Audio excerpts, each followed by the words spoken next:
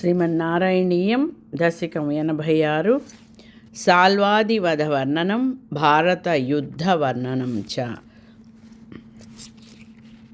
సాల్వో భైష్మీ వివాహే యదుబలవిజిత చంద్రచూడాద్విమానం విందం సౌభం సమాయీ త్వయి వసతి కురు స్త్వత్పురీమభ్యభాంక్షీత్. సాల్వో భైష్మీ వివాహే యదుబలవిజిత చంద్రచూడాద్విమానం విందం సౌభం సమాయీ త్వయి వసతి కురు స్త్వత్పురీమభ్యభాంక్షీత్. ప్రద్యుమ్నస్తం నిరుంధన్ అఖిల యదుభటైః నగ్రహీ దుగ్రవీర్యం.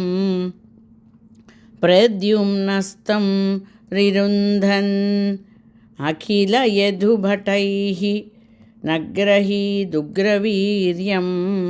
తస్యామాత్యం ద్యుమంతం వ్యజని చ సమరః సప్తవిశంత్యహాంతః. తస్యామాత్యం ద్యుమంతం వ్యజని చ సమరః సప్తవిశంత్యహాంతః. సాల్వో భైష్మీ వివాహే యదుబలవిజిత చంద్రచూడాద్విమానం విందం సౌభం సమాయీ త్వయి వసతి కురు స్త్వత్పురీమభ్యభాంక్షీత్. ప్రద్యుమ్నస్తం నిరుంధన్ని అఖిల యదుభటైః నగ్రహీ దుగ్రవీర్యం. తస్యామాత్యం ద్యుమంతం వ్యజని చ సమరః సప్తవిశంత్యహాంతః. తావత్త్వం రామశాలీ త్వరితముపగతః ఖండితప్రాయసైన్యం. తావత్త్వం రామశాలీ త్వరితముపగతః ఖండితప్రాయసైన్యం. సౌభేశం త్వం న్యురుందాః సౌభేశం తం నిరుంధ్యాః. స చ కిల గదయా శార్గమభ్రంశయత్తే శార్గమభ్రంశయత్తే. మాయాతాతం వ్యహింసీద్ మాయాతాతం వ్యహింసీద్. అపి పురతః స్తత్వయాపి క్షణార్థం నాజ్ఞాయీత్యాహురేకే నాజ్ఞాయీత్యాహురేకే. తదిదమవమతం వ్యాస ఏవ న్యషేదీత్ వ్యాస ఏవ న్యషేదీత్. మాయాతాతం వ్యహింసీద్ అపి పురతః స్తత్వయాపి క్షణార్థం నాజ్ఞాయీత్యాహురేకే. తదిదమవమతం వ్యాస ఏవ న్యషేదీత్. థర్డ్ శ్లోక. క్షిప్త్వా సౌభం గదాచూర్ణిత ముదకనిధౌ క్షిప్త్వా సౌభం గదాచూర్ణిత ముదకనిధౌ మంక్షు సాల్వేపి చక్రే నోత్కృత్తే చక్రే నోత్కృత్తే. కంటిన్యూషన్. క్షిప్త్వా సౌభం గదాచూర్ణిత ముదకనిధౌ మంక్షు సాల్వేపి చక్రే నోత్కృత్తే. దంతవక్త్రః ప్రసభమభిపతన్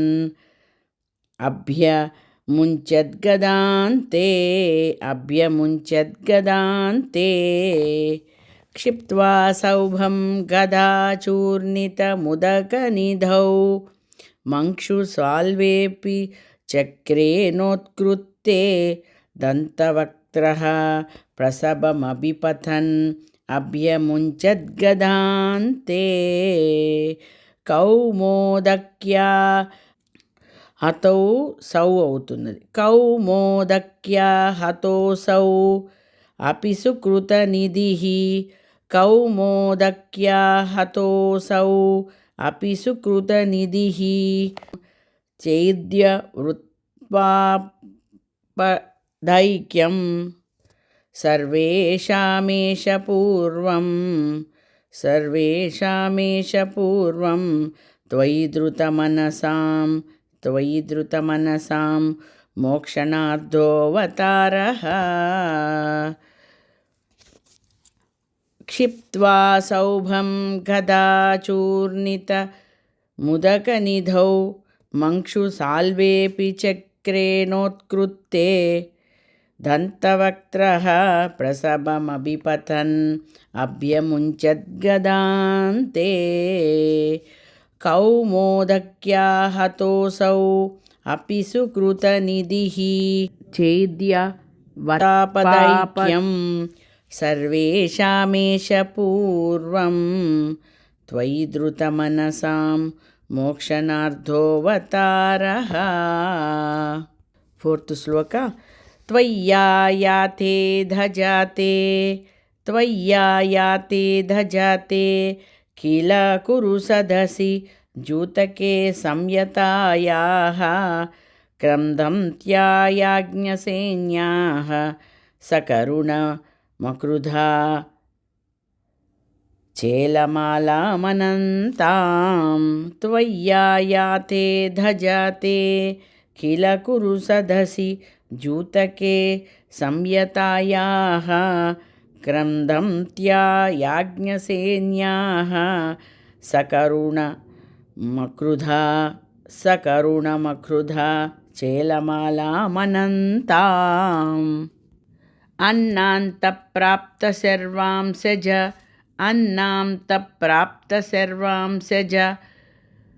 मुनिचकित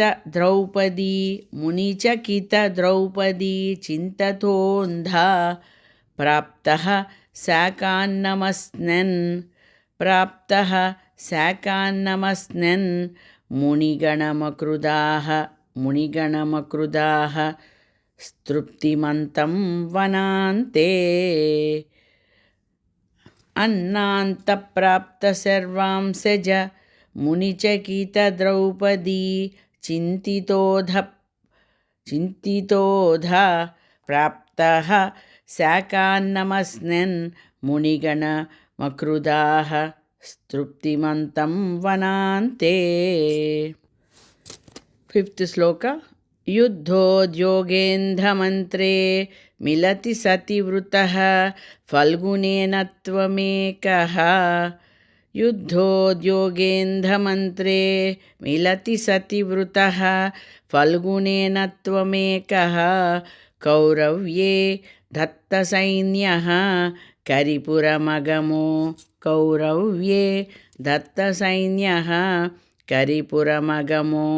दौत्यकृत् पाण्डवार्धं भीष्मद्रोणादिमान्ये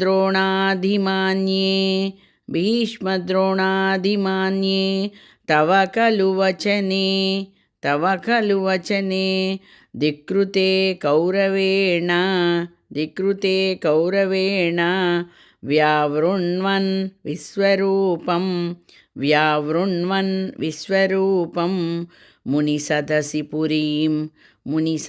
पुरीं क्षोभयित्वा गतोऽन्भूः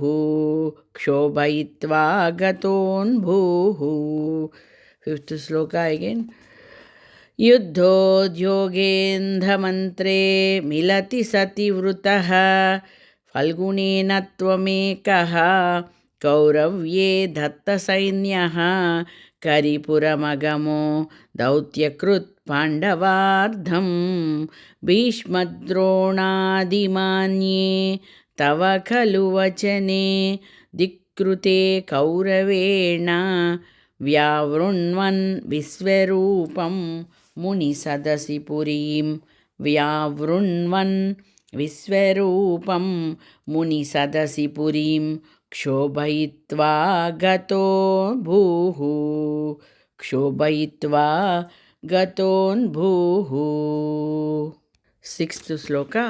जिष्णोस्त्वं कृष्णसूतः खलु समरमुखे बन्धुघाते दयालुं जिष्णोस्त्वं कृष्णसूतः खलु समरमुखे बन्धुघाते दयालुं खिन्नं तं वीक्ष्य वीरं खिन्नं तं वीक्ष्य वीरं किमिदमयि सखे किमिदमयि सखे नित्य एको यमात्मा नित्य एको यमात्मा को वद्यः कोऽत्र हन्ता तदिह वधभियं प्रोस्त्यु मय्यर्पितात्मा धर्म्यं युद्धं चरोति प्रकृतिमनयधाः दर्शयन् విశ్వరూపం. ఇక్కడ చరేతి అని కూడా చదువుకోవచ్చు.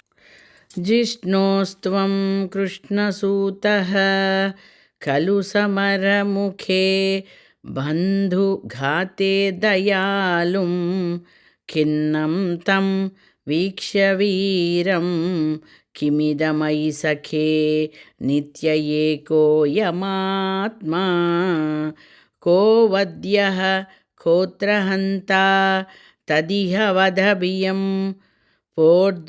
प्रोद्यु मय्यर्पितात्मा धर्म्यं युद्धं चरेति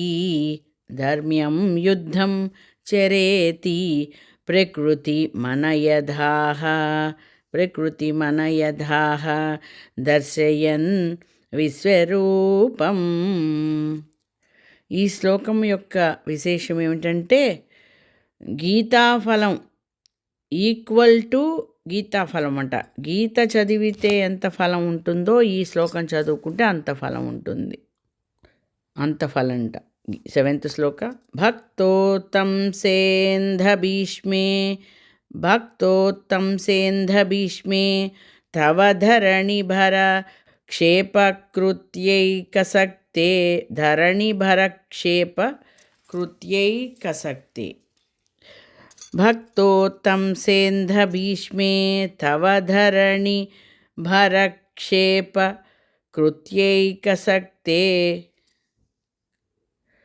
नित्यं नित्यं विबन्धात्यमुदसमधिकं नित्यं नित्यं विभिन्धात्ययुधसमधिकं प्राप्तसाधे च पार्धे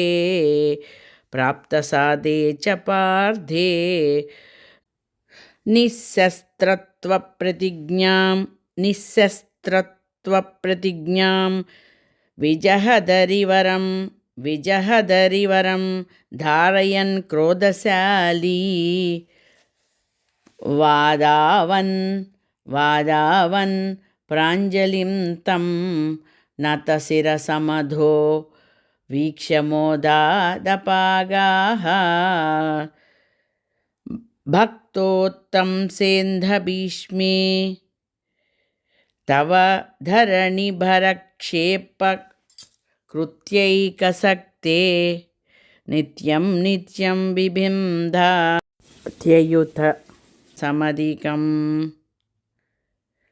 प्राप्तसाधे च पार्धे निःशस्त्रत्वप्रतिज्ञां विजहदरिवरं धारयन् क्रोधशाली वादावन् प्राञ्जलिं तं नतशिरसमधो वीक्ष्यमोदादपागाः.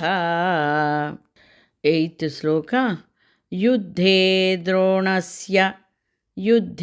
द्रोणस्य हस्तिस्थिररणभग हस्ति स्थिररणभग दत्तेरितं वैष्णवास्त्रं युद्धे द्रोणस्य काम हस्ति स्थिररणभग दत्तेरितं वैष्णवास्त्रं वक्षस्याधत्त चक्रस्त गितरविमहो युद्धे द्रोणस्य हस्ति स्थिररणभग दत्तेरितं वैष्णवास्त्रं वक्षस्याधत्त काम चक्रस्त गितरविमः प्रार्थयन् सिन्धुराजं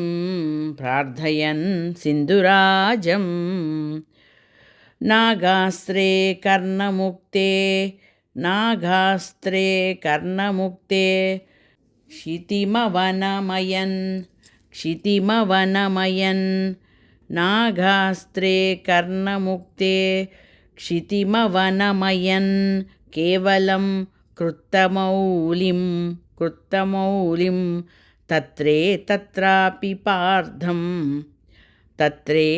तत्रापि पार्थं किमवनहि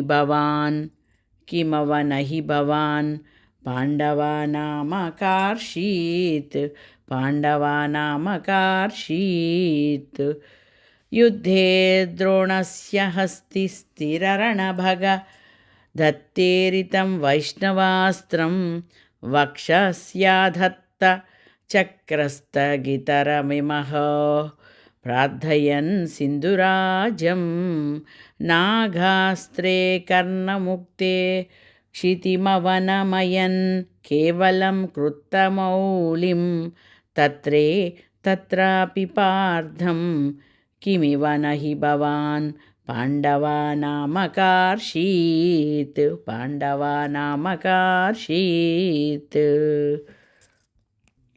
युद्धाधौ तीर्थगामी 9th श्लोक युद्धाधौ तीर्थगामी स खलु हलधरो नैमिष क्षेत्रमृच्छन् युद्धाधौ तीर्थगामी स खलु हलधरो नैमिष क्षेत्रमृच्छन्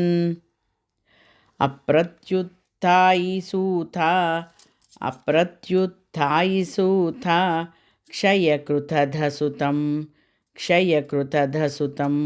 तत्पदे कल्पयित्वा युद्धाधौ तीर्थगामी खलु हलधरो नैमिष क्षेत्रमृच्छन् अप्रत्युत्थायिसूथा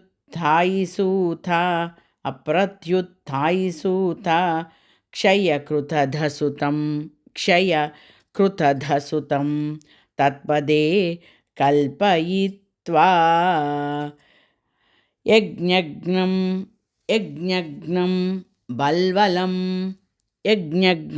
बल्वलं पर्वणि परिदलयन् स्नाततीर्थोरणान्ते यज्ञं बल्वलं पर्वणि परिदलयन् स्नाततीर्थोरणान्ते सम्प्राप्तो भीमदुर्योधन रणमशमं वीक्षयातः पुरीं ते 9th श्लोक युद्धाधौ तीर्थगामी स खलु हलधरो नैमिष क्षेत्रमृच्छन् अप्रत्युत्थायिसूथा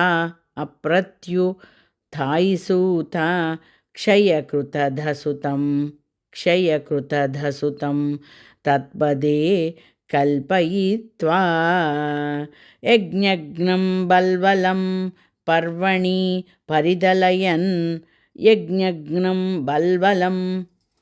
पर्वणि परिदलयन् स्नाततीर्थोरणान्ते सम्प्राप्तो भीमधुर्यो काम धनरणमशमं वीक्षयातः पुरीं ते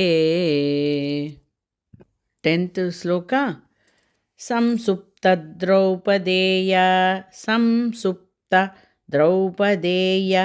क्षपणहतधियं द्रौणिमेत्य त्वदुक्त्या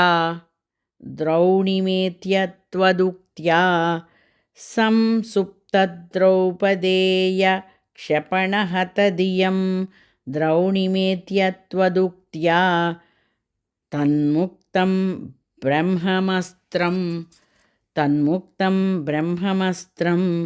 समहृतविजयो मौलिरत्नञ्च जह्रे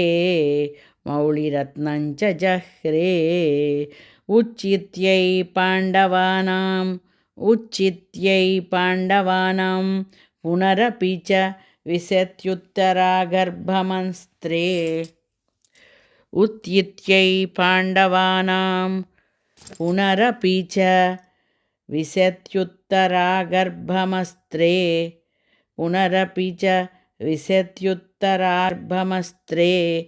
रक्षन्नङ्गुष्टमात्रः किल जठरमगाः चक्रपाणिर्विभो त्वं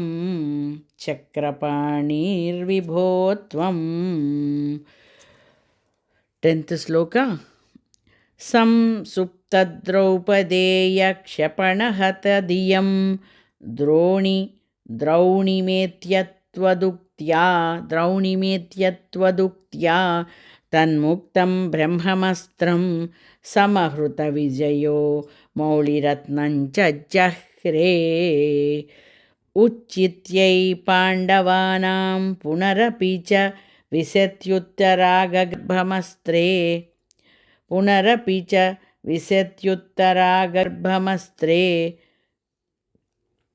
रक्षन्नङ्गुष्टमात्रः किल जठरमगाः चक्रपाणिर्विभो त्वम् 11th श्लोक धर्मौघं धर्मसूनोः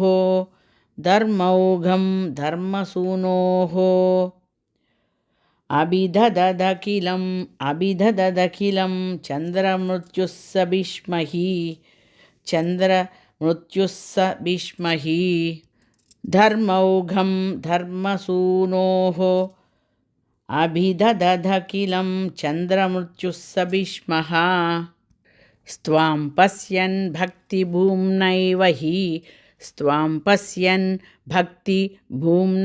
हि सपदि ययौ निष्कळ ब्रह्मभूयम् स्वां पश्यन् भक्तिभूम्नैव हि सपदि ययौ निष्कळ ब्रह्मभूयम् संयाद्यादाश्वमेधैः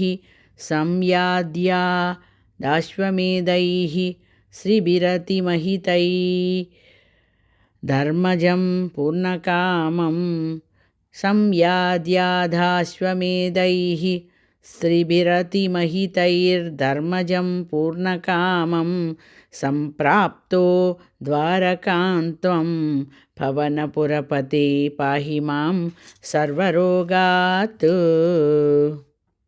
11th श्लोक धर्मौघं धर्मसूनोः अभिदददखिलं चन्द्रमृत्युः स भीष्मः स्त्वां पश्यन् भक्तिभूम्नैव हि सपदि ययौ निष्कळ ब्रह्मभूयम् संयाद्यादाश्वमेधैः श्रीभिरतिमहितैर्धर्मजं पूर्णकामं सम्प्राप्तो द्वारकान्तं पवनपुरपति पाहि मां सर्वरोगात् सर्वत्र गोविन्दनाम संकीर्तनं गोविन्द गोविन्द।